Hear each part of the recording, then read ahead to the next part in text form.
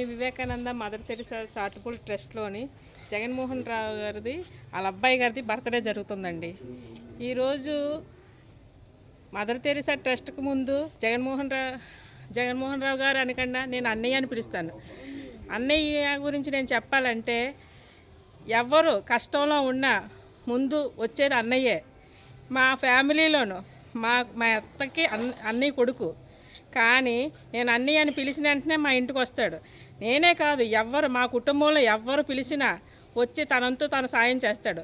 తను దుబాయ్లో ఉన్నప్పుడు కూడా ఎవరి ఫ్యామిలీలో ప్రాబ్లమ్స్ ఉన్నా, ఎవరికి కష్టమైనా తను సంతోషంలో ఎప్పుడు ఎవరింటికి వెళ్ళడు, కష్టంలోనే వచ్చి చూస్తాడు. ఎందుకంటే సంతోషంలో 10 మంది వచ్చి ఉంటారు, కష్టంలోనే అతను వచ్చి నిలబడతాడు. అది మోహన్ అన్నయ్య అంటేనే.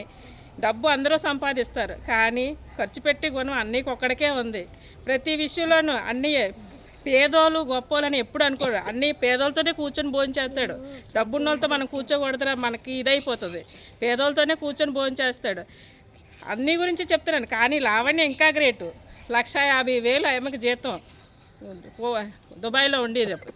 కానీ మోహన్ అని చెప్పాడు, నేను ఇండియా వెళ్ళిపోతాను, నేను ఇంకా దుబాయ్లో ఉండను.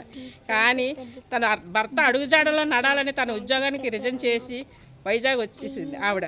ఎందుకంటే ఈ కాలంలోనూ 10,000 జీతం వదిలేసి ఎప్పుడు ఆడపిల్ల భర్త మాట వింతో. కానీ 1,50,000 జీతం వదిలేసుకొని తను ఇండియా వచ్చిందంటే చాలా గ్రేట్ కదా. అందు గురించి అనేసి మనకి ఎప్పుడైనా రిలేషన్స్ ఇంపార్టెంట్. డబ్బు ఈరోజు ఉంటుంది, రేపు పోతుంది.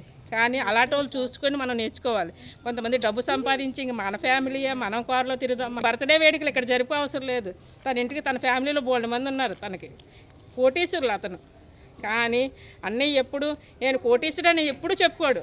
ఒరే చెల్లి, మన కుడి దాంట్లో గింజనం తిన్నావురా, సరదాగా అందరూ నలుగురం కూర్చున్నారు. ఎప్పుడు అన్నయ్య, నేను మ్యారేజ్ అయ్యి 30 సంవత్సరాలు అయింది, అన్నయ్య ఎప్పుడు నలుగురితో కలిసి తినడమే, ఒక్కడు ఎప్పుడు నేను ఒంటరిగా తింటానని అన్నాడు.